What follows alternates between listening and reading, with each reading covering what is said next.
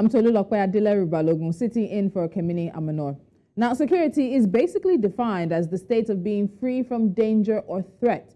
The major burden of security lies on governments around the world to ensure that their citizens and others are free to move around and that their lives and live those lives without having to be on the lookout for danger or looking over their shoulders for threats. But security has been a major challenge for Africa's most populous country and its largest economy over the past decade in particular. While there are different types of security challenges in Nigeria, in recent years, the country has had to battle an upsurge in kidnapping, particularly kidnapping for ransom. The latest attack this past Saturday has renewed the calls for community and state policing, better policing, and has even pushed security as a concern to the top of agenda as the country heads towards presidential elections in about 6 weeks. Hopefully, we'll be able to talk to my guests today who are at the center of the latest kidnapping situation in Edo State in South Nigeria. But before that, we want to hear from the representative of the Edo State government, which released a statement yesterday in regards to this kidnapping situation. People are Nigerians that 6 people have been rescued in the last 24 hours. A man about the age of about 25 years old, a woman, a nursing mother with a baby, one girl about 6 years old, and siblings, a boy and a girl between the age of 2 and 5. These people have been rescued, and the operation bushcombing is still ongoing. We also want to reassure Edo people that the government is taking this matter very seriously. Well, I told you before that one person has been arrested. That information has gone around and everybody's aware of that. I think a couple of other suspects who have been arrested who were formally declared wanted with kidnapping cases in that in the Edo Central area. They too are helping with the police investigation. We're also appealing to Edo people to, if they see anything, they should say something. And also want to reassure the victims' families that Edo State government is taking this very seriously. And we believe we have cordoned off a huge part of the forest.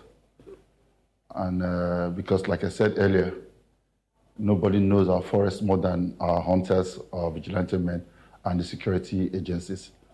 The operation bushcombing is ongoing, and we are confident that very soon all the hostages will be released.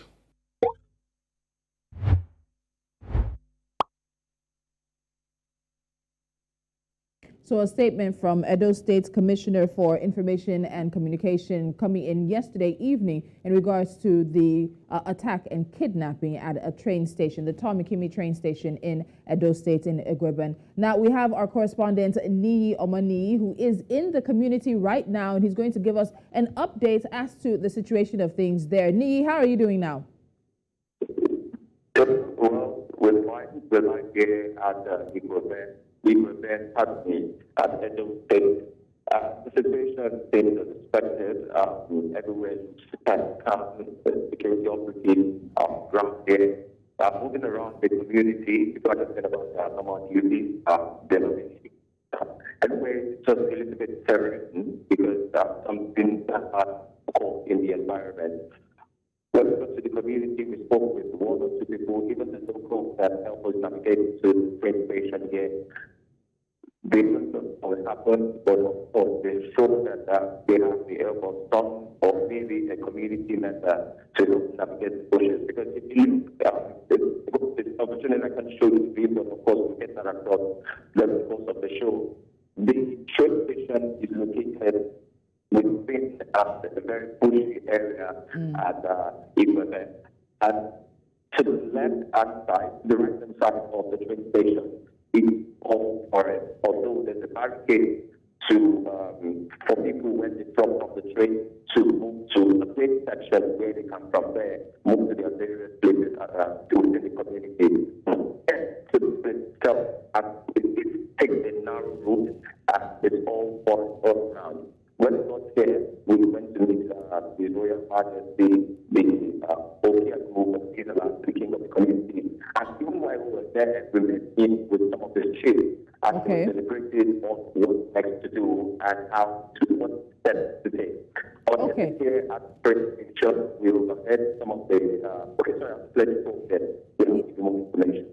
Okay, so before you go further, because the next steps is actually one of the questions I want to ask you, but before then, we hear that about 7 passengers have so far been rescued in the 3 plus 3.5 days since this event happened. What do we know about the search for the remaining victims or the hostages at this point, as well as what we're knowing about the Operation Operation Forest Combing that they're doing? So what do we know about the rescue operation right now? Right here, can identify the head of the members of the DSS for some members of the vigilante group, although not the same way the police and security operatives are currently. But they will give us the connection that they are in the forest right now, in the forest, and within 6 to 6:30 p.m., they should all converge here, converge at the train station here, and deliver whatever they will get. However, some of the police officers, when they were talking to each other, that currently we're within the forest close to the train station. But they met a madman who said that some of the kidnappers were coming to fetch water from above within the forest, and they were requesting some operatives join in the search just as they call the small and try to track that person. So it is not identify or know which particular area kidnappers are. But so far, nothing else has been heard. They are requesting for more hands. Of course, they have enough hands from what I could hear because so many security operatives are on ground. For the CCTV camera station here, when we got here, no power supply, and we've been trying to identify power generator here, but so far it's still not functioning. So that's all we know currently about who has been rescued or not. I think the number still stays at 7, but the Operation Forest Combing is still ongoing. So a statement from the Edo State Police Command identified the kidnappers as herdsmen armed with AK-47 rifles and says one of them was apprehended, who seems to be assisting with the investigation. Are there any further details, clarification, or maybe, yes, a confirmation of who the kidnappers are at this point? Well, for now, there is no information. The local OL Post Navigator Police actually identified that he doubts if there is any community member kidnappers. It doesn't look like they know the route from his own statement. That's how he said it doesn't look like they really know the forest. That even when now we noticed the vigilante groups have set fire to all the bushes around close to the roads and the train station, so as to aid visibility or to know if there's any passage or movement across those bushes. And for now, no one has been able to identify if or if they are foreigners. Although the local that helped us navigate to the hint that it could be the Fulanese, but of course, we're not able to confirm that yet. All right, Niyi, before I let you go, let me just ask about sentiment. Have you really been able to speak to members of the community there? Even in the videos we're seeing, there's not a lot of activity. It seems people are mainly keeping to themselves and staying indoors. What's the general sentiment, the general sort of sense in the community right now? Well, I must tell you, it's really not a good time to visit Igueben there right now. The environment is quite gloomy. Even the kids, the parents, and people around are just seated. I was trying to even have a conversation. We've been trying to locate some family members of the people who kidnapped. I'm sure before the end of the day we'll be able to get some of them. But for those who were met, although their family members were not kidnapped, they were so starting with the current, but they mentioned that they blamed the government, however, while some have blamed the government for putting the train station this deep into the bush area, because even navigating to Igueben is quite narrow and it's quite full of bushes that they could have brought it to a more open space.